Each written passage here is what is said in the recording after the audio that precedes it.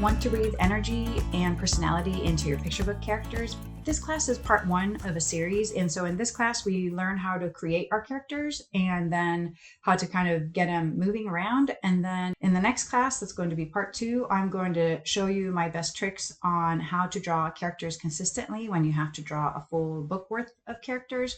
And then in the third part for this class, I'm going to show you how I develop and draw animal characters. So in this class, we'll start from the basics on how to design characters.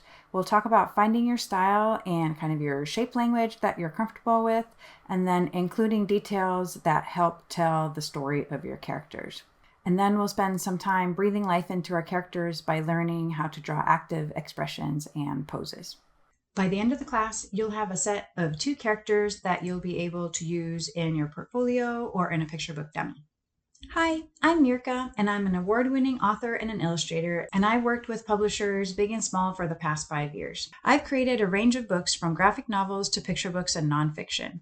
I'm passionate about kids' books and love sharing what I've learned along the years as an artist and an illustrator. This series is great for beginners to learn how to illustrate for children's books and for intermediate illustrators who might still feel insecure in one or more areas of posing characters, expressions, or drawing people or animals. I can't wait to see the cute characters you create in class. Let's go!